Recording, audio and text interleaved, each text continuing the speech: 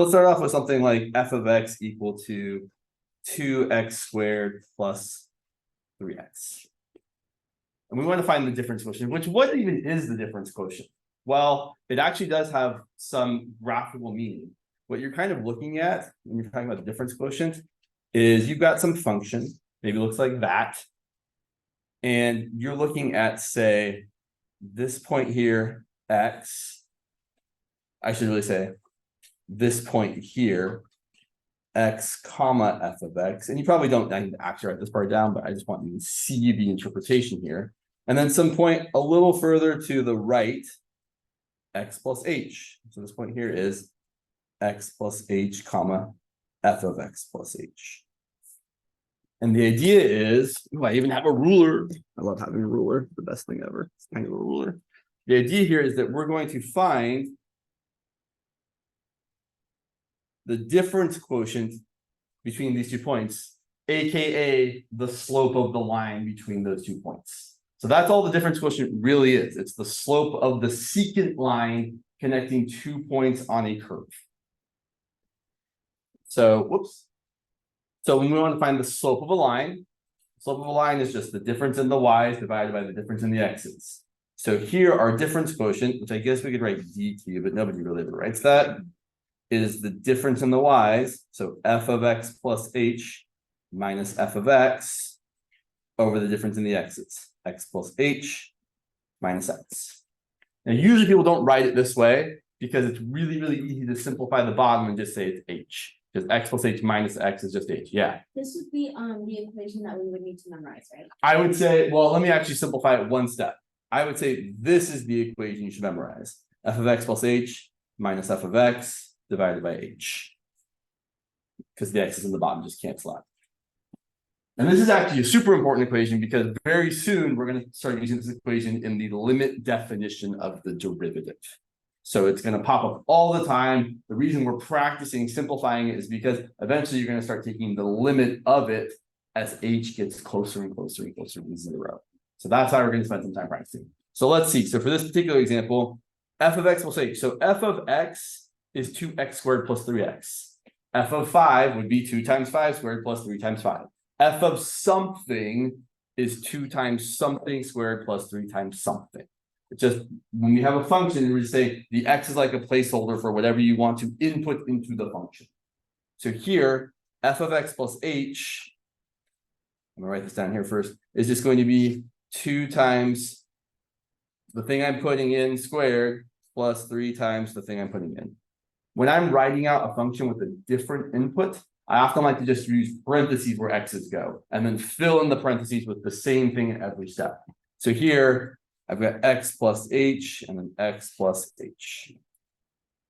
Now notice I haven't actually written out the difference quotient yet. I've just written this expression to help me kind of make sure I don't screw it up.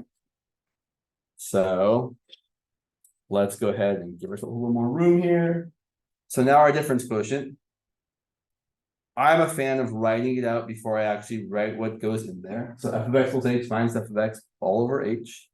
That's going to equal, so here's my f of x plus h. It's 2 times x plus h squared plus 3 times x plus h. Minus f of x, which is just the function we started with. I'll remind you, 2x squared plus 3x. Now I'm going to make a mistake here, and I want you all to tell me what mistake I just made.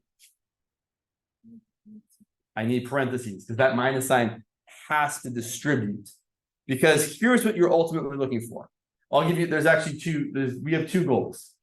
The ultimate goal is to make that h in the denominator cancel out. That is always what we are looking for when you're looking for simplifying a difference quotient. We want this guy to cancel. We don't care about any other h's, but that h specifically needs to go away. So that then we can let h be 0 so that we're not dividing by 0.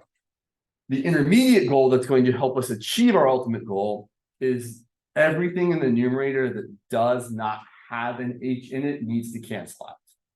Because then everything left will have an h, we can factor out an h and then divide out the h and we're good to go. So that's why we need this minus sign, because we didn't have that, the things wouldn't cancel in the appropriate way. All right, so also it's just not right, right? It's subtracting all of the events. So now we simplify. Oh boy, okay, so I'm going to multiply out x plus h squared. X plus h times x plus h is x squared plus 2xh plus h squared. Distribute the 3, I get a 3x plus 3h. And distribute the minus sign, I get a minus 2x squared minus 3x.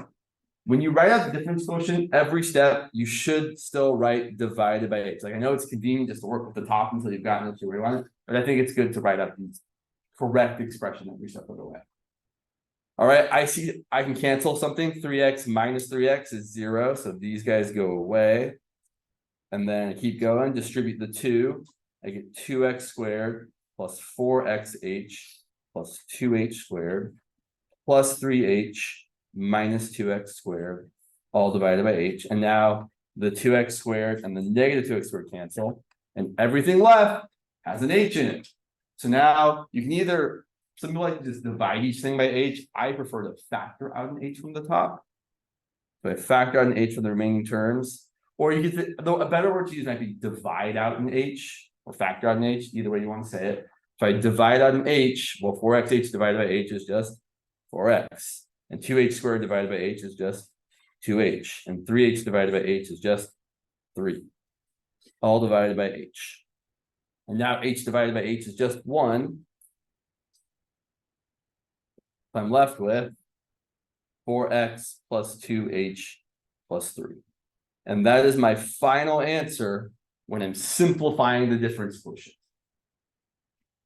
If I was taking the derivative of this function by doing the limit as h goes to 0, I would then take another step. Well, I would have written the limit as h goes to 0 in every step. And then I would actually let h equal 0 and get a final answer of 2x plus 3. Sorry, 4x plus 3. And that would be the derivative. But we're not there yet. But I just want to, I'm just preparing you for what you're going to see very soon, because it's coming up in probably less than a week. Yeah. How did you get the two x 8? Yes. So good question. In fact, yeah, we got time. So what I did was I multiplied x plus h by x plus h. And when I FOIL this out, you get x times x, you get x times h, you get h times x, which I'm going to write as x times h, and you get h times h. And xh plus xh, well, if you add something to itself, that's really just double it. So that's going to be x squared plus 2xh plus h squared. Yeah, there's a really nice pattern that I think you should all be aware of because it comes up all the time. So I'm going to give just a couple minutes to that. Okay, that's fine. So, question, comment? No, yes. Okay, sorry. Yeah, I apologize.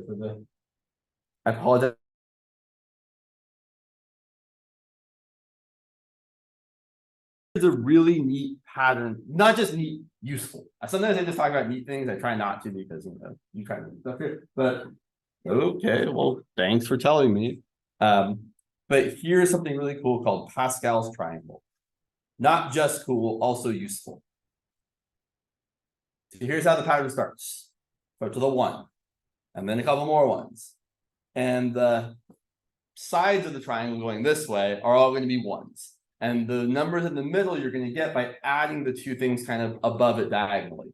So I'm still going to get 1 here. 1 plus 1 is 2, 1. And then 1 plus 2 is 3, 2 plus 1 is 3, 1. And so on. 1, 4, 6, 4, 1, 1, 5, 10, 10, 5, 1. And it could continue on literally forever. There's really, really lots of super cool patterns in this thing. Temperature warning. What is going on? Oh my goodness. Oh, that's not me. That's that. Okay, well, can't do anything about that. Especially if you ever take stats, or I think actually in the third quarter of this class of 16C, you talk about something called the choose function briefly, which shows up in Pascal's triangle. That's not what we're here for, though. What we're here for is the fact that you can use this to easily expand any power of like x plus h, which is useful when you're doing the difference quotient. So I just want to point out that x plus h to the 0th power, anything to the 0th power is what? 1. Well, with one exception, 0 to the 0th power is indeterminate. Okay, whatever. Okay. So like 5 to the 0 is 1, 7 to the 0 is 1, 2 to the 0 is 1. The reason that's true is because, right, if you take 5 to the 0 and multiply it by 5 squared, what do you have to do with those powers? add them. So you get 5 to the 0 plus 2. So 5 to the 0 times what is 5 squared? 25. And 0 plus 2 is 2, and 5 squared is also 25. So something times 25 equals 25. The only thing that works for is if that's equal to 1. That's why that anything to the 0th power actually has to be 1. And so that the additive law of exponents works the way we need it to work. So 2 to the 0 is 1, 100,000 to the 0 is 1, and so on and so on. Okay, back to this. X plus h to the first. I'm gonna write this kind of in a less than normal way. I'm gonna write it as 1x plus 1h. And x plus h squared is 1x squared plus 2x to the first h to the first plus 1h squared. The pattern here is that these numbers in each row give you the coefficients of the powers of x and h. And the way the powers of x and h work is you start with x to the highest power you would have started with. So right here I start with x squared, and then you just let the power of x decrease by 1 and the power of h increase by 1 every subsequent term. So if I was going to write out x plus h to the third power, I would start with a 1x cubed, and then I would get a 3x to the 1 less power, h to the 1 more power, h to the 1 more power, and then a 1, x to the 1 less power. I'm not going to write x to the 0 with, and then h to the third, which you would really write as x cubed plus 3x squared h plus 3x h squared plus h cubed. So I think this is, I know this is super useful when you're trying to multiply like x plus h cubed or x plus h to the fourth, when you're trying to find like the difference quotient of x to the fourth, for example. In fact, let's go ahead and do that right now because it's kind of neat. So let's say our next function was x to the fourth, and we want to find the difference quotient. Well, the difference quotient is going to be f of x plus h minus f of x all over h. Always a good place to start, even if you don't really want to write it out. I still think you should. So then f of x plus h is just, instead of x to the fourth, it's x plus h to the fourth minus x to the fourth all over h. And now I'm going to use Pascal's triangle. I'm going to use the row where the 4 is the second term. I'm going to get, do I have enough room here? Yeah, I can make that fit. 1x to the fourth plus 4x cubed h plus 6x squared h squared plus 4x h cubed plus h to the fourth minus x to the fourth. Barely. Okay, all over h. And then, hopefully, yes, it is true, the non-h things cancel. The x to the fourth and the minus x to the fourth cancel each other out, subtract to 0. Every term remaining has at least h to the first power, so I'm going to factor out an h. So I'm going to get h times 4x cubed plus 6x squared h plus 4xh squared plus h to the third, all divided by h. H divided by h is just 1. I really like to say, I really encourage you to think of things as not canceling per se, even though I know I've used that word a few times, but h divided by h is 1, x to the fourth minus x to the fourth is 0. That's what we're doing when we're canceling things here. So that's going to be a 1. And then finally, we're left with the difference quotient simplified. 4x cubed plus 6x squared h plus 4xh squared plus h cubed.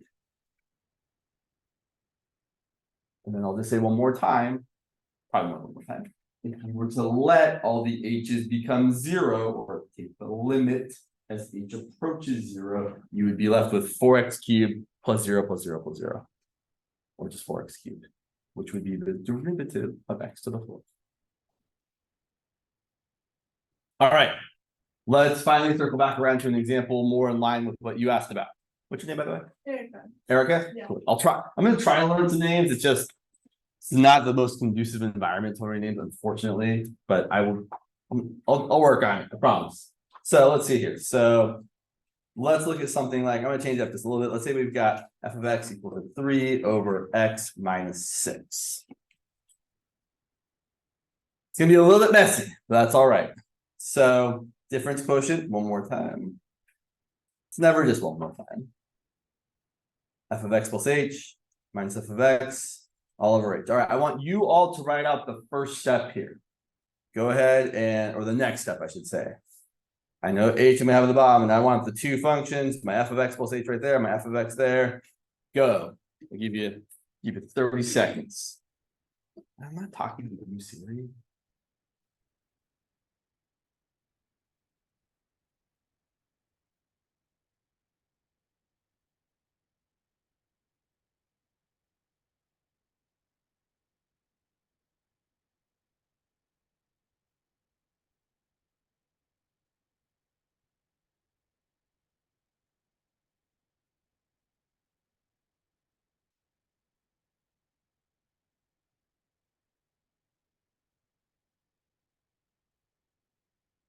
You think you stick with pens better. Okay, so f of x is 3 over x minus 6. F of x plus h, I'm just replacing the x with x plus h. The 6. So I get 3 over x plus h minus 6, and over here I get 3 over x minus 6. And now, yeah, this is not my favorite. But now, so now here's what we can do. We have to get the common denominator. There's a couple different ways people sometimes approach this. The more kind of intuitive way, in my opinion, is just say, okay, well, I need a common denominator between these two fractions. So I'm going to take this 3 over, I don't need the parentheses anymore, x plus h minus 6, and multiply it by x minus 6 over x minus 6. Similarly, I'm going to take the 3 over x minus 6 and multiply it by x plus h minus 6 over x plus h minus 6. There is no other way. You can't just toss in an h here and make them the same. You really have to multiply these two totally different denominators together to get a new denominator. And then finally, all divided by h. But what people typically do here when they've already got fractions and fractions is instead of dividing by h, let's multiply the whole thing by what? The reciprocal, 1 over h. Just so we don't have to have like a fraction and a fraction, because it's kind of a thing. All right, so here is my word of advice. Don't multiply out the bottom. You're going to just want to leave this as x plus h minus 6 times x minus 6. We are going to multiply at the top because we need stuff in the top to cancel so that our numerator eventually only has what in it?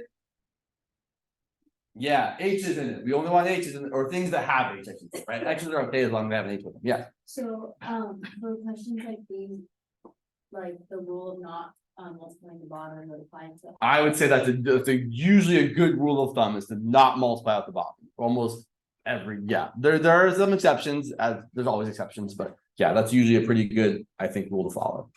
So we're multiplying out the top. I'm going to get 3 times x minus 6. So I'm going to get 3x minus 18. Now be careful here. This is a minus 3 times x plus h minus 6. In fact, maybe I shouldn't skip this step. I'm just going to write it as minus 3 times x plus h minus 6 divided by x plus h minus 6 times x minus 6. And let's just go ahead and toss that h into the denominator as well, instead of multiplying by 1 over h. I mean, it's really the same thing. Okay, so now we're going to distribute this minus 3, and we're going to get 3x minus 18 minus 3x minus 3h plus 18 all over the same denominator.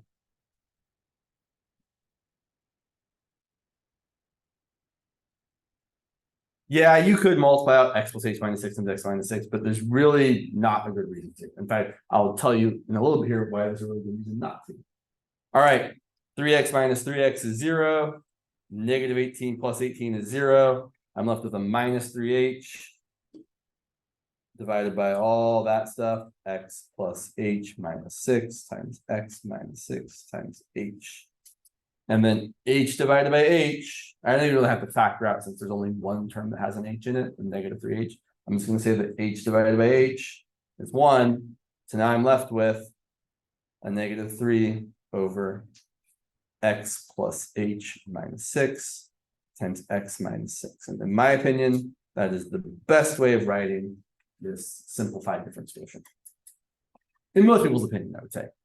So again, I'll make the observation that if we were trying to find the derivative of this function, we would then take the limit as h goes to 0, and we'd be left with -3 over x minus 6 times x minus 6, which we would end up just writing as -3 over x minus 6 squared, which is why you really don't want to multiply it out when you're actually finding derivatives, because you will just let that h go to 0, so you're going to spend a lot of time doing algebra that you really didn't need to do. Questions about this?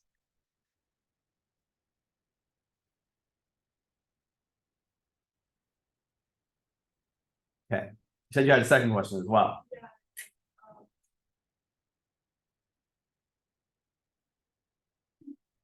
I guess that's what I mean. I can do exact questions for Tavernetti because he's not collecting any homework, so it's totally fine. But it's good to have other examples as well. It was the inverse function, Okay. f of x equals 1 over x. Okay, that's not my favorite example, but we'll talk about it. So let's do one more difference quotient example, just to kind of, because there's one more thing I want to show you all, and then we'll talk about inverse functions. So one more difference quotient. So I would say when it comes to difference quotients, there's kind of 3 things you might have to do. Specifically, you might have to, so let's just write this in here. So for f of x plus h minus f of x all over h. Typically, one thing you might have to do is just multiply it out and cancel stuff. Multiply out, factor, cancel. But sometimes, as you saw in the previous example, you might have to get a common denominator. And then the third kind of thing that we often see when we're simplifying a difference quotient is what we're going to see in this next example, where you're multiplying by the, not the reciprocal actually, although that is something we did do. You're going to multiply by the conjugate. Specifically for when you have radicals. So for example, if our function was, let's say, not too terrible, the square root of 3x plus 2. I want to find the difference quotient. Well, starting off, my difference quotient is equal to, one more time, f of x plus h minus f of x all over h. Let me show you a common mistake that I don't want you to write down, but I just want to show you something because a lot of people will make this mistake and I really want you to avoid it. So here's the wrong way of doing it. It's wrong, don't write it down. But people sometimes accidentally do this. They say, oh, it's the square root of 3x plus 2 plus h minus the square root of 3x plus 2 all over h. And then they're like, oh yeah, that's easy. These cancel, and then h divided by h is equal to 1. You find yourself getting 1, you've probably done it wrong.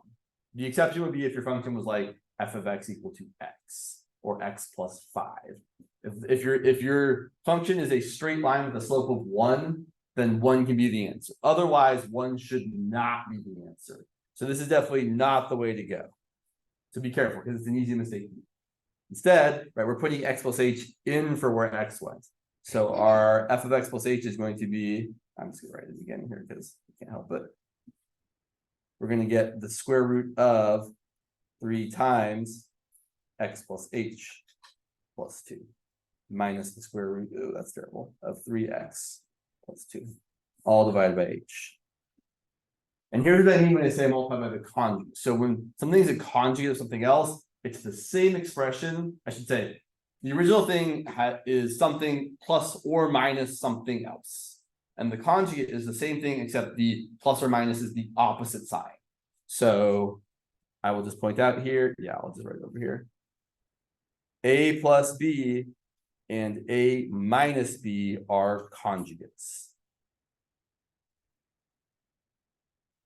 And the reason we really like conjugates is because when you multiply something by its conjugate, what do you get?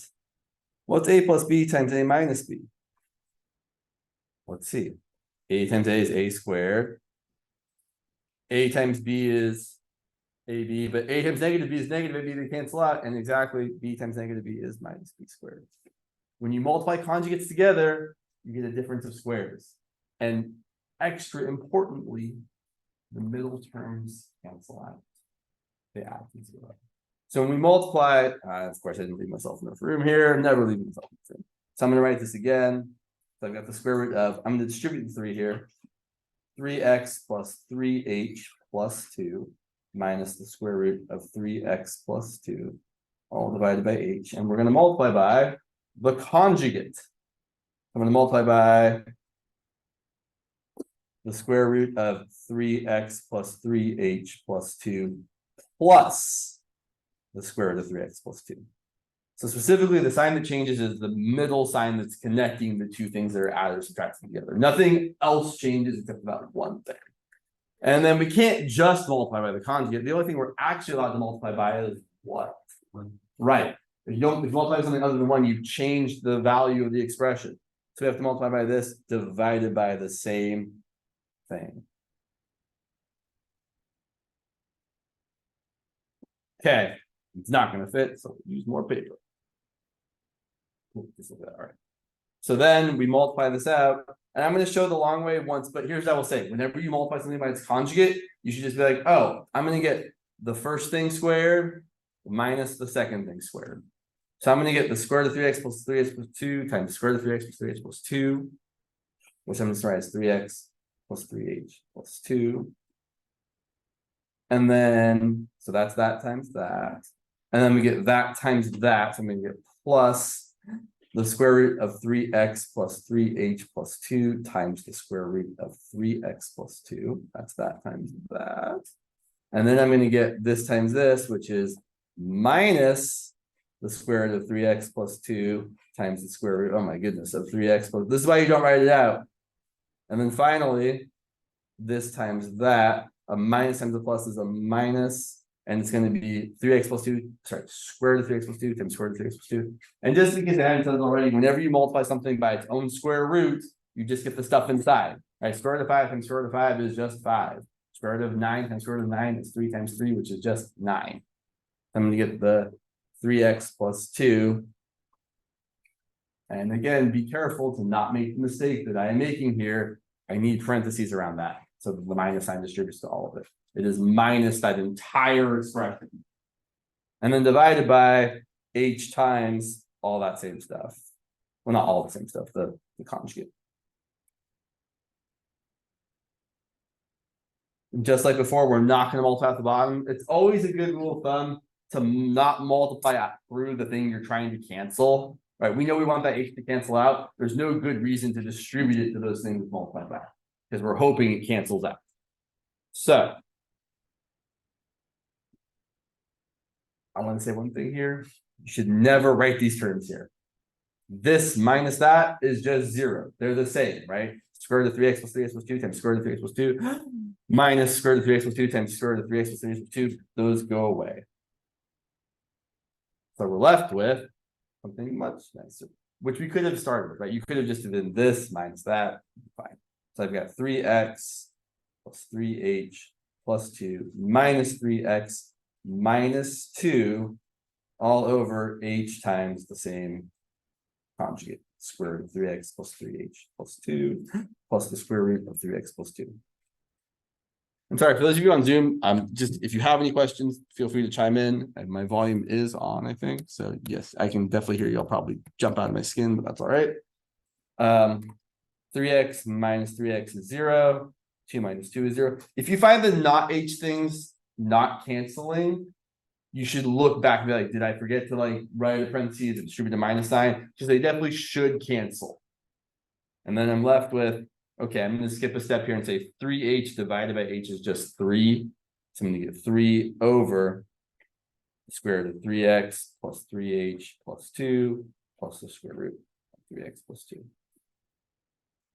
And that would be our difference quotient fully simplified for the original function of the square root of 3x plus 2. So when you have a square root minus square root, or one of the terms having a square root, like something minus a square root or a square root minus something, typically multiplying by the conjugate is how we deal with that. There was something else I wanted to say here. Oh yeah. One more time, every time, one more time. If we let h go to 0 here, we would have 3 over the square root of 3x plus 2 plus the square root of 3x plus 2, which would be 3 over 2 times the square root of 3x plus 2. So again, really, we're trying not to pay too much attention to that h, because eventually when we start taking derivatives, it's just going to go away. All right. Temperature 1, okay. Can't do anything about that, I guess. So let's talk about inverse functions. Inverse functions. Yeah, there's so many things to say about inverse functions, like how they work and how you find them and all of this stuff. So let's start off with an example. And here's what I should listen. When I think about an inverse function, I think about a function that undoes what another function does. Sometimes, like for linear functions like lines, it's actually really easy to kind of talk through what the inverse function is. So I'm going to give you an example like that and kind of talk you through it for a second. So let's say we start off with this function, f of x equal to 3 times x plus 5. And yes, we'll go through the process of finding the inverse as well, but I'm just going to tell you how for an easy linear function, you can quickly find the inverse. So this function takes your input of x, and what does it do to x first? Does it add 5 or does it multiply by 3 first? Multiply by 3 first. And then after that, we add 5. So now I want my inverse to undo that. So I have to undo the things in the opposite order that they happen. So if I multiply by 3 and then add 5, I'm going to first subtract 5. And then to undo the multiplication by 3, I'm going to divide by 3 or multiply by 1/3, whichever way you want to say it.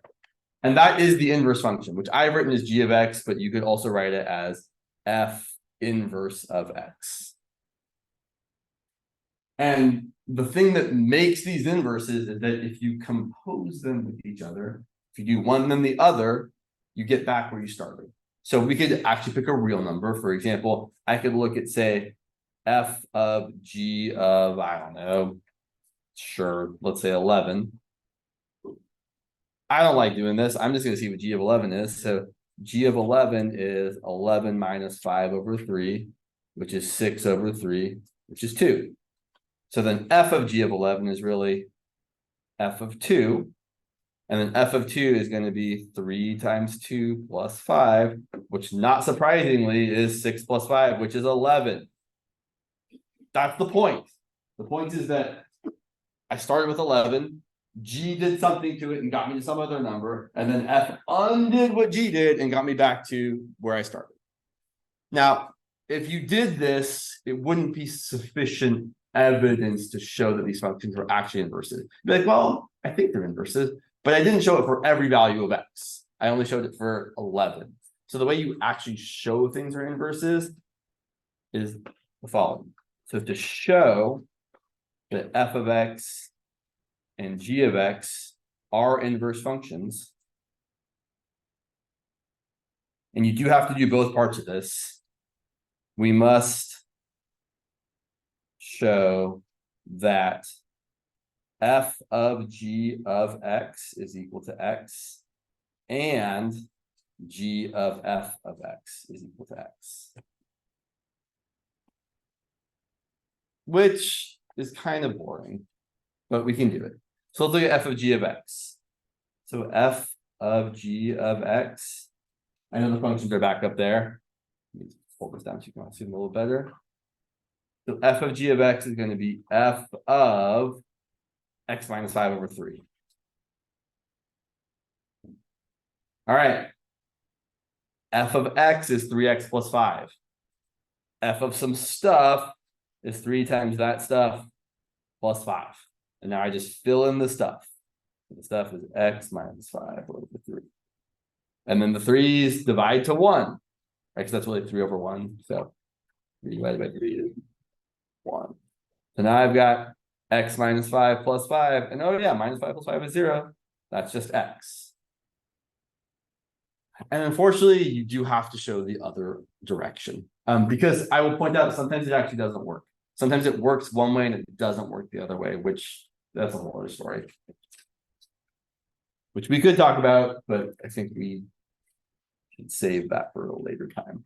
So if I look at g of f of x, it's going to be g of 3x plus 5. G of x is x minus 5 over 3. So g of some stuff is that stuff minus 5. over 3. I'm going to say the word stuff like 10,000 times in this class. It's kind of my favorite math word because it's so useful. But so often I think of the inside part of a function, like what's getting inserted into a function, input into a function. I will call that the stuff because it's a useful word. It's the easiest word. It's a one syllable word. It's great. Okay, so there's a 3x plus 5. Be careful here. Some people are kind of nitpicky about showing your work. There's a correct order just to cancel things in. I should cancel or subtract the 5s first, right? I really shouldn't divide that by 3 right yet, because if I want to divide by 3, I really should divide everything by 3. So what I should do first is say, oh, that's 3x over 3, and then that's just x. So cool, checks out.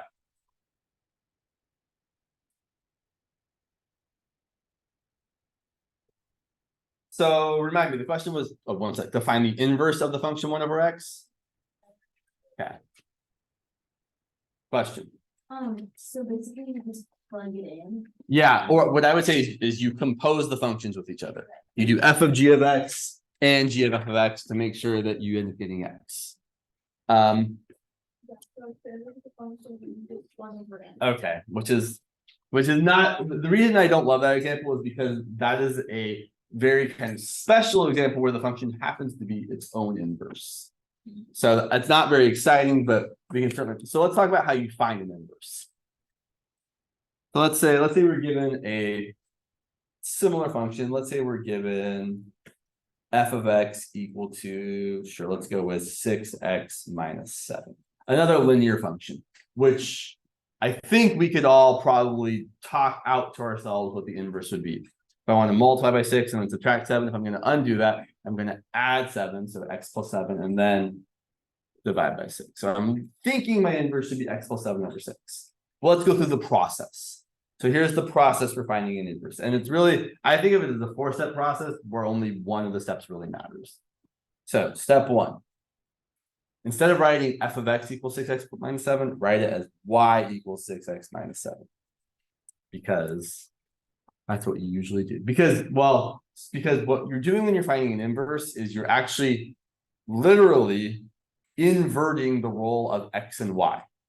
Right? You want your inputs to be outputs and your outputs to be inputs. So second step, which is actually the most important step, but is really easy to do, is you're going to interchange x and y. So that means the one y you have will become x, and the one or more x's you have will all become y's. Because you could have multiple x's in your function, but it's just typically only one y. That's the most important step because now we actually have the inverse relationship. But then we're going to solve for y. So let's see. So I'm going to get x plus 7 equal to 6y, and then divide both sides by 6. X plus 7 divided by 6 is equal to y. That's where all the magic really happens, is where you're actually finding what y looks like as a function of x. And then finally, the last step, which is also not that important, is you're going to rewrite it as f inverse of x instead of y equal to x plus 7 over 6. And that's how we find inverses. Basically, you switch x and y, solve for y. That's really the breakdown of what's happening here. So let's look at the example you asked about, Erica. And we'll see how unexciting it is. No fault of yours, but it's just not a very fun function. So here's f of x equal to 1 over x. We're going to write it as y equals 1 over x. We're going to switch x and y. We're going to solve for y. You can either solve for y by literally taking the reciprocal of both sides. That's totally allowed. Or you could do the multiplication. I'm going to do the multiplication just to kind of show you that it really works. So I'm going to multiply both sides by y. And I get y times x equal to 1. And then solving for y equals 1 over x. So my inverse function is atypically, and this does not happen very often, but my inverse function happens to be the same as the original function. And again, that kind of makes sense. If you compose this function with its inverse, right? F inverse of x is f of 1 over x, but f of x is 1 over x, so f of stuff is 1 over the stuff, but then 1 over 1 over x is just 1 times x over 1, which is x. So, oh yeah, it definitely is its own inverse, but it's just kind of weird. Times it. Okay, we got time.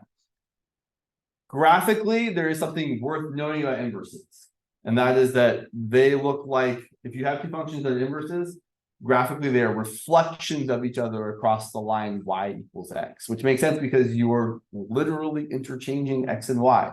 So it's not very exciting for 1 over x because it's the same thing, but let's graph it anyway. I'll do, so I should really just use Desmos here, but oh well. So here's my best attempt at graphing 1 over x, so that's not too bad. If I do say so myself, it's okay. But I should mention, right, if you draw the line y equals x and pretend like I drew this perfectly correctly, you will see that if you reflected this graph across that line, it would look the same as it originally did. You've got symmetry there already. On the other hand, let's graph 6x minus 7. Yeah, sure, why not? So let's graph the other two functions that I just drew. So I want to graph f of x equal to 6x minus 7 and f inverse of x equal to x plus 7 over 6, or if you prefer 1/6 times x plus 7.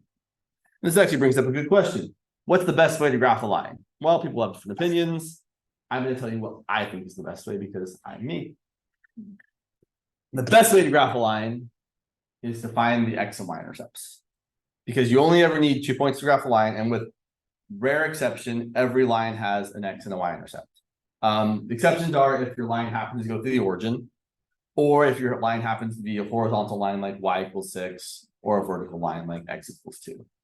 Other than that, every other type of line will have both an x-intercept and a y-intercept. And usually, when you graph things, those are points the person reading your work expects to see anyway. So if you're already kind of expected to find an intercept and you only need 2 points to graph a line, you might as well make those the 2 points. So for f of x, my y-intercept, I'm going to find by setting. Did we talk about intercept last time? Trying to remember what. Yeah, I think we did, right? We talked about intercepts on. I know it's been like 5 days since I saw you all, but I believe we talked about intercepts on Thursday. How do we find the y-intercept? What's the first thing we do every time? I think I heard you. Set x equal to 0, exactly. We set x equal to 0. F of 0 is going to be 6 times 0 minus 7, which is just -7. So our y-intercept for f of x is -7. It's going to be a little less nice for the x-intercept. The x-intercept is going to be, so now I'm going to set y equal to 0, or f of x equal to 0. So that's going to give me 6x minus 7 equals 0. I should have picked nicer numbers when I knew I was going to graph this. So I get 6x equal to 7. So x is 7, 6. Okay, not my favorite, but such is life. And then this, so actually this is kind of great because I want you all to see this. Check this out. Let's find the intercepts for f inverse. So the y-intercept for f inverse is going to be, well, x is 0, and f inverse of 0 is going to be 0 plus 7 over 6, which is 7, 6. So here my y-intercept is 0, 7, 6. And my x-intercept, so if I set the whole thing equal to 0, x plus 7 divided by 6 equal to 0. Multiply both sides by 6. Subtract 7. So my x-intercept here is -7, 0. And here's what I really want you to see. The intercepts have interchanged. The y-intercept here is the x-intercept there, and the x-intercept here is the y-intercept there. And that is not a coincidence, because when you're finding the inverse of a function, you're once again literally interchanging x and y. So I'm going to try and graph this, not terribly. It's going to be not the best. So let's say -7 is there, kind of sure. -7 is there. So there's my, and then 7/6. Let's just kind of guess that it looks kind of close to 1. Sure. So here's my 7/6 and my 7/6. All right, so here's the line. Yeah. So here, let's make sure I've got it right. My y-intercept is -7, my x-intercept is +7.6. So here is the line f of x. And let's go in red for the other one. Again. Whoops, okay, and there's f inverse of x. And notably, if you draw the line y equals x, they are actually reflections of each other in that line. So that's really what I want you to see graphically, is that inverse functions have this nice property that they're reflections of each other in the line y equals x. And yeah. Let's do one more example because there's one other thing I want to show you, and neither of these examples really display it very well. Just dropping things all the time. Okay, so yeah, let's look at those. So let's look at this function.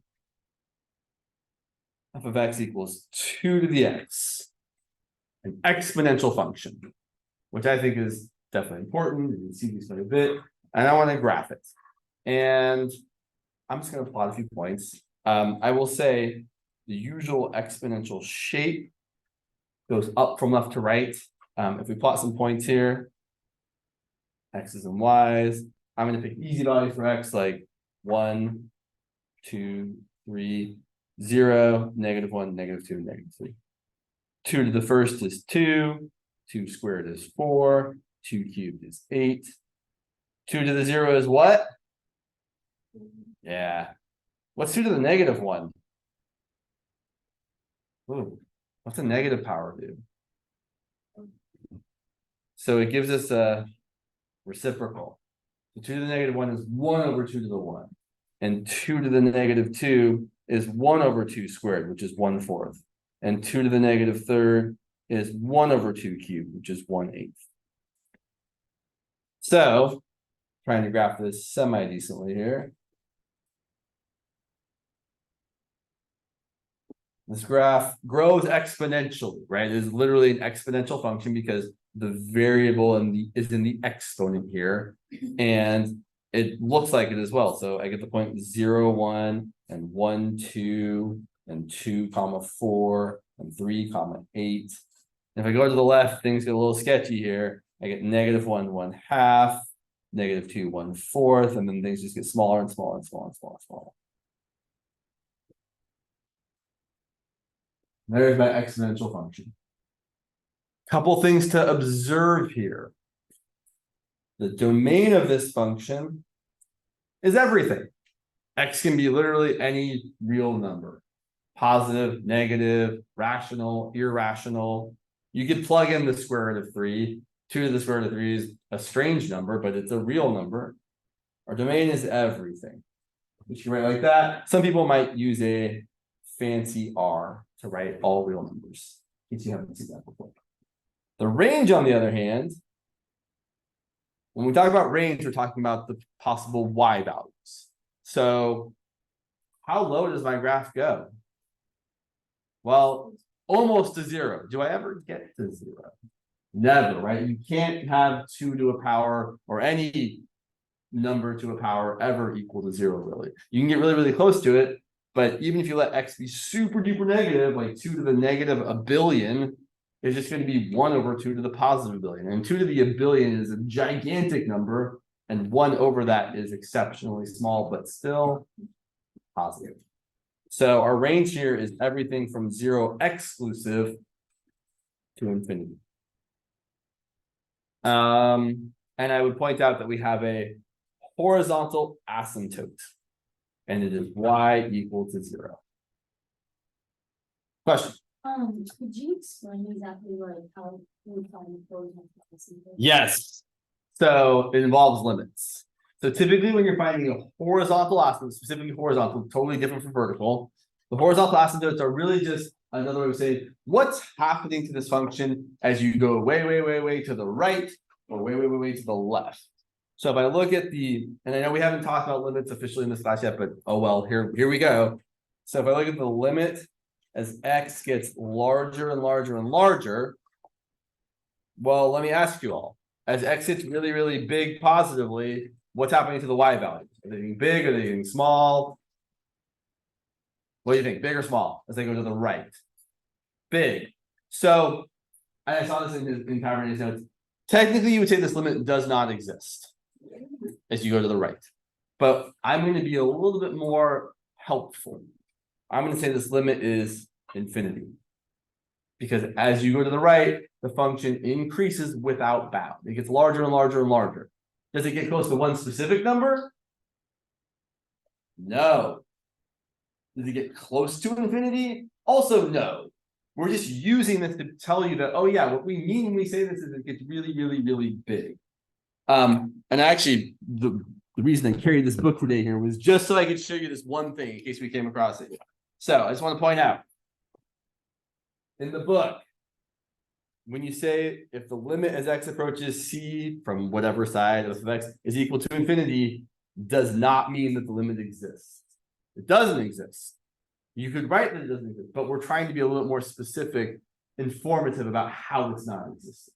So it means, on the contrary, it tells you how the limit fails to exist by denoting the unbounded behavior of f of x as x approaches c. So when someone says that the limit of something is infinity or negative infinity, what they're really telling you is two things.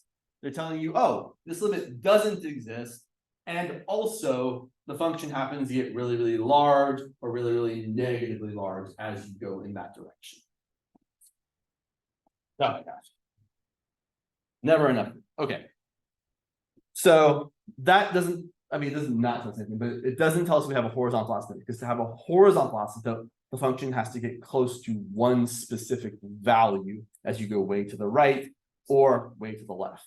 So if we look at the limit as x goes to negative infinity of 2 to the x, I never like thinking about this personally. 2 to the negative large number, I'm like, what I do when I have an exponent and it's negative, I like to rewrite things so that my exponent looks more positive. Let's be positive right now. So what I like to do here is I say, well, if x is going to negative infinity, let's change where my exponential thing is. If it's in the numerator, let's put it in the denominator. If it's in the denominator, let's put it in the numerator. So I'm going to rewrite this as the limit as x goes to negative infinity of 1 divided by 2 to the negative x. Why do I do this? It's not necessary. It helps me. If you can see that this is going to be 0 right off the bat, go for it. That's great. I do this because I'm like, oh, now I've got 2 to the negative infinity. And I know that 2 to the positive infinity is gigantic, right? It's super duper big. And then 1 divided by a super duper big number is a super duper. So this limit is 0. Now I want to point out, we say the limit is equal to 0. That does not mean the function ever equals 0. It just means that as x goes in this direction, the function is getting extra super close to 0. But it might not ever equal 0. And it doesn't in this case. But that does tell us that we have a horizontal asymptote. So that's where we're getting the horizontal asymptote, by saying the limit either to infinity or to negative infinity, or the two-sided, like both directions are both equal to 0. In this case, it's a one-sided horizontal asymptote. That is technically how you do the work of finding horizontal asymptote. You take the limit to infinity, limit to negative infinity, and you see if either one of them happens to equal a real number. There's something else. Oh, I was talking about inverse functions. So the reason I mentioned this is because I want to talk about the inverse function, because it's this is kind of the most maybe notable inverse relationship that we really have. What time is it? Okay. 10:20, right? Yeah. So room, do I have enough room? Not really. Let's talk about the inverse, and then we'll kind of compare things here. So I've got y equal 2 to the x, and I would like to find the inverse function. So what do? I interchange x and y to get x equal to 2 to the y. And then I solve for x. And I don't actually know, I've said this many years and it's probably made up, but basically this is how someone said, well, we need a function that does this. So we're just going to call it something new. We're going to say, let's invent the logarithmic function. So to solve for y here, we're gonna say, well, if x equals 2 to the y, then y is gonna equal log base 2 of x. These two expressions have the exact same meaning, but they look very different. And again, I always keep in mind, I think I said this last class, but I'm saying it again, right? Here I'm thinking of like 8 equals 2 to the third. And over here I'm thinking of 3 equals log base 2 of 8. Those expressions have the exact same meaning. They just look different. Honestly, when I say log base 2 of x or log base 2 of 8 or log base 2 of 16, what I'm really actually thinking inside my brain is 2 to what power equals 16, or 2 to what power equals whatever I'm taking the logarithm of. That's what a logarithm is. It's just asking you what exponent do you need on this base to get this number. Oh, that's the exponent I need. Oh, well, that's the exponent I need to get this base equal to that number. All right, and then that's our inverse function. I don't even know, so but I'll write it. Sure. So f inverse of x is equal to log base 2 of x. And graphically, the way we got to this function was literally by interchanging x and y. So if we're going to graph or plot some points, well, I'm going to look at these values over here and cheat and just switch the x and y values.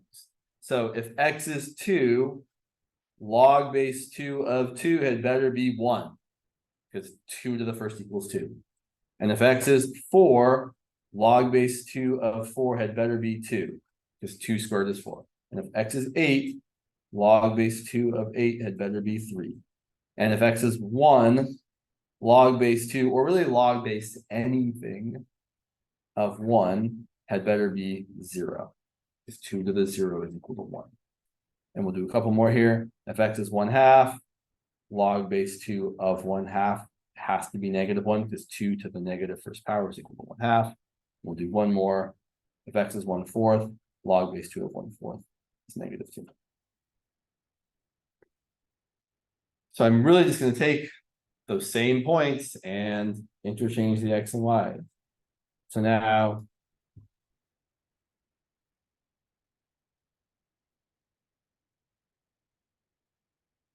let's say I get the point 2, 1. I get the point 4, 2. I get the point 8, 3. And I get the point 1, 0. And 1/2, -1. And 1/4, -2. And so I've got this sort of shape here. So let me ask you all a question. Does this graph ever stop getting bigger? Like, does it keep going up and up and up, or does it like eventually turn around or level out? No, it doesn't, right? It keeps getting bigger and bigger and bigger. You can always plug in a bigger number for x to get a bigger value for y, right? If you want this graph to equal 1 billion, you could plug in 2 to the billionth power, which is again a super gigantic number. So log base 2 of 2 to the billionth power is going to be 1 billion. And so you can get any y value you want, and you just have to go way, way out in the x direction to get a high y value. In a similar way, this graph can actually be as negative as you want it to be as well, right? If you keep plugging in smaller and smaller values of x, like for example, log base 2 of the very small number, 1/2 to the 1,000th power, that's tiny, right? 2 to the 1,000th is, I don't know, it's huge. It's like 100,000. It doesn't matter. It's small. So that's going to be, let's fix this. And so here's some log rules thrown in here just for, let's write this as log base 2 of, sure, let's be fun, 1 minus log base 2 of 2 to the 1,000th power. Or when you have a log of a fraction, it's the log of the top thing minus the log of the bottom thing. And then what's log base 2 of 1? It's 0, because 2 to the 0th power is equal to 1. And what's log base 2 of 2 to the 1,000th power? Let me ask you all a question. It's going to sound stupid. 2 to what power equals 2 to the 1,000th power? What's the answer? Everybody? More. Wait, let me say it again. 2 raised to what equals 2 to the 1,000th power? Thank you, 1,000, right? 2 to the 1,000th equals 2 to the 1,000th. So when you say log base 2 of 2 to the 1,000th, you're saying, oh yeah, 2 to what equals 2 to the 1,000? That's going to be 1,000. You could also, if you wanted to, bring the 1,000 down in front, and then say you have 1,000 times log base 2 of 2, and log base 2 of 2 is 1. So here we get negative 1,000. So for this very, very small x input, you get this very, very negative y output. So as you get closer and closer to 0, the function gets more and more negative. In fact, I would point out that the limit as x approaches 0 from which side of 0 are we approaching 0 from? Are we coming at it from the right or from the left? Which side? Let's see. Over here, what side of, well, here's 0, 0. We are on the right side of 0.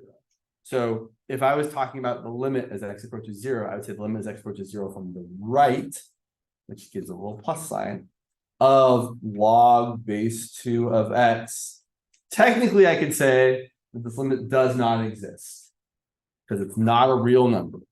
It's unbounded, but I'm going to be more helpful and say the limit is negative infinity to tell you which way it doesn't exist in.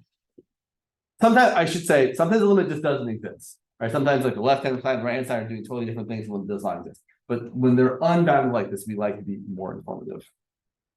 Okay, so what I wanted to point out here is that this function is really just like this function, except everything is interchanged. Meaning, instead of the domain being negative infinity, sorry, I'm trying to make this fit. Fine, just stay on the floor.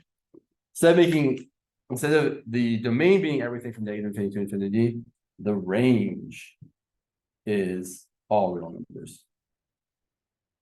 And instead of the range being 0 to infinity, the domain is 0 to infinity. And instead of I like to point out the intercepts as well. Instead of the y-intercept being 0, 1, the x-intercept is 1, 0. And instead of the horizontal asymptote being y equals 0, you have a vertical asymptote that is x equals to 0. And that is the nature of inverse functions. Literally, I know I've said that like 1,000 times. Literally everything interchanges. Every x thing becomes a y thing. Every y thing becomes the corresponding x thing. Domain and range interchange. Intercepts interchange. Asymptotes interchange. Anything else you can think of as pertinent interchanges. Yeah. And then if you drew these on the same graph, I can try and fold the paper and make it work. You can see, hopefully you can see that if I took this and reflected it that way, it would look exactly like that and vice versa. So if we reflect in the line, y equals x, exactly get the other graph. So that's what I want to say about inverses, is that their domain, specifically that their domain and range interchange when you find the inverse function. And the reason I point that is because that is often how we go about finding the range of a function. If someone says, what's the range of that function? And it's impossible to graph, you're like, well, I can find the inverse. And if I can find the domain of the inverse, that's the same as the range of the original. So that's why we talk about that, because it's a good way to find, it's kind of the only way aside from graphing to find the range of a function. Okay, cool. Where to go now? Inverses, okay. We might as well talk more about limits in the last 10 minutes here. Sure, I can kind of keep things in order here. Yep.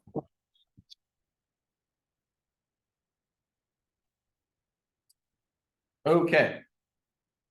Also, by the way, just as a reminder, make sure you all fill out the attendance form. You can scan the QR code there, or you can just bookmark it, which you should really do. Fill it out whenever, preferably sooner than later. Yeah, limits. There's a lot to say about limits. Limits are kind of the backbone of this class, really, because when we talk about derivatives, all the derivatives we talk about really stem from the limit definition of the derivative. And yes, we will move away from that eventually, but it's kind of always in the background, right? When even in like chapter 3, chapter 4, we start doing derivatives, finding maxes and mins, stuff like that.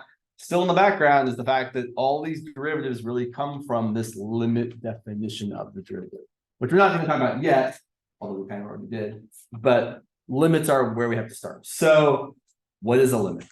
Well, if we write something like the limit as x approaches 3 of 2x minus 5, what this really says, or what this really asks is, this asks what value, I really should say what y value, does 2x minus 5 approach as x gets close to 3. That's what this limit is really asking you about. Saying, tell me, what y value does this function get closer and closer to as x is closer and closer to 3? And in this instance, it's really easy to calculate. Okay, well, if x is getting close to 3, then 2 times x is getting really, really close to 6, and 2 times x minus 5 is getting really, really close to 6 minus 5, which is 1. Or in other words, a lot of the time to find the limit, you can just substitute in the value that x is approaching. So this limit, as x approaches 3 of 2x minus 5 is equal to 2 times 3 minus 5, which is 1. And graphically, that makes perfect sense. If you graph 2x minus 5, which looks something like this, I'm sure 1, 2, 3. Sorry, am I right? There's the point 3, 1 on the graph. And as x gets closer and closer to 3, the y values get closer and closer to 1. And when x is equal to 3, the y values happen to equal 1, but that doesn't matter. So I should be emphatic here. The limit as x approaches 3 or as x approaches some number doesn't care at all what is actually happening at 3 or at c if you're approaching c. I don't care. Limit doesn't care. What is happening at 3 is not important at all as far as the limit is concerned. Now, it's really important when you start talking about continuity. But as far as just limits don't care about what's happening at the point you're approaching. Let me show you an example. Say you want to find the limit as x approaches 3 of, sure, x squared minus 5x plus 6 over, yeah, sure, why not? X minus 3. And here, the issue at play is that if you try just doing what we did in the previous problem, saying, oh, well, if x gets close to 3, then x squared minus 5x plus 6 over x minus 3 gets close to whatever number I get when I plug in 3, you're going to have problems. I don't love that I picked this example. Oh, well. Sorry, such is life. There's a reason I don't love this example. It's not that big a deal. But if I try plugging in 3, let's see what I get. 9 minus 15 plus 6 over 3 minus 3 equals 15 minus 15 is 0 divided by 0. What's 0 divided by 0? It could be anything, literally. It could be anything. This is what's called an indeterminate form, meaning it can actually take on any value. Now, there's a specific value that this one's going to take on. The reason I don't like the example I picked is because I know the answer is going to end up being 1. I don't want you to think that 0 divided by 0 is equal to 1 because it's not. It obviously could be on occasion, but it is whatever you happen to get depending on the expression. So I just want to point out 0 divided by 0 is question mark. Really, when you see 0 divided by 0, what you should see when you see that is do more work. That is what 0 over 0 equals. 0 over 0 equals do more work. Because that's what you have to do. You can't just leave it there. 0 over 0 is an indeterminate form. You have to do more work. So usually what that means is some sort of algebraic manipulation, much like we were doing with the difference quotients. In fact, they are very related. So if I look at this, x squared minus 5x plus 6 divided by x minus 3, I can factor. And here's the good news. This is actually part of the fundamental theorem of algebra. If you know that you plug in a number to a polynomial like x squared minus 5x plus 6, and plugging in that number yielded 0 as a result, that means that x minus that number had to have been a factor. So since when I plugged in 3 to the top and I got 0 as the result, I know x minus 3 has to be a factor. Always true. That is a theorem in math. And then it makes it really easy to find the other factor. So I know I need to have an x here, so that x times x is x squared. And I know I need to have a minus 2 here, so that minus 3 times minus 2 is equal to positive 6.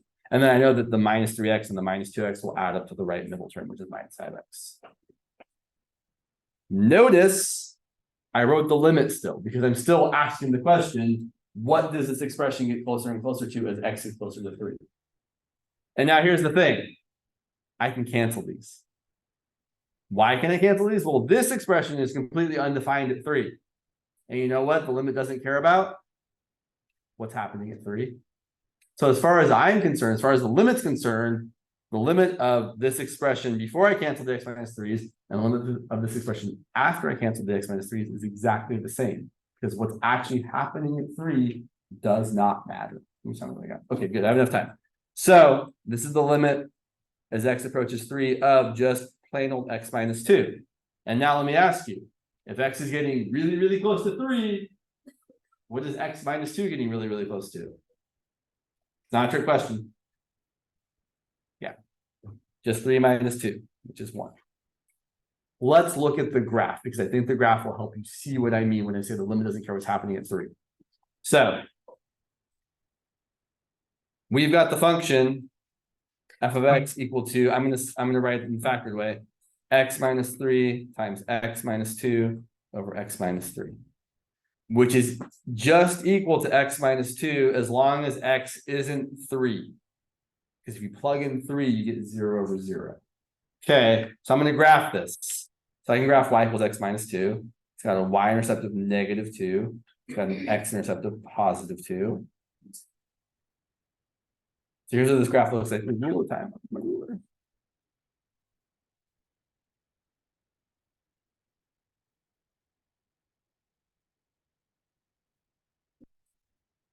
There's my graph of the function x minus 3 times x minus 2 over x minus 3. It is the same as the graph of y equals x minus 2, except we have a hole. We're missing a point. The point when x is 3 and y would have been 1 if we could have plugged in 3. So what's happening here is we're saying, oh yeah, as x gets really, really, really close to 3 from either side, the y values get really, really close to 1, right? I could plug in f of 3.000001, and I would get 3 minus 3, oh, sorry, other way, apologies, 3.000001 minus 3 times, I don't really want to write this part, I'm going to 3.000001 minus 2 over, and as long as that's not 0 divided by 0, that number there, 1.0 is 1, divided by that number there, 1 point, same number of 0 is 1, those divide to 1. So we're just left with 3.01 minus, I canceled the wrong things. Sorry. Sorry. That should have been, oh man. Let me fix this here. I know it's terrible. I apologize for how terrible this is. But that's what I meant. Sorry, those parts cancel, not those parts. So the 3.0001 minus 2 is 1.000001. So as x gets really, really, really, really close to 3, the y values get really, really close to 1. Do the y values ever equal 1? No, they don't. Does the limit care? No, it doesn't. So I just want to write out one more time here.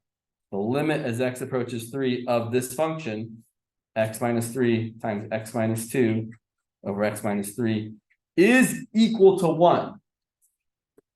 And again, that just means that the function gets closer and closer to 1 as x gets closer and closer to 3.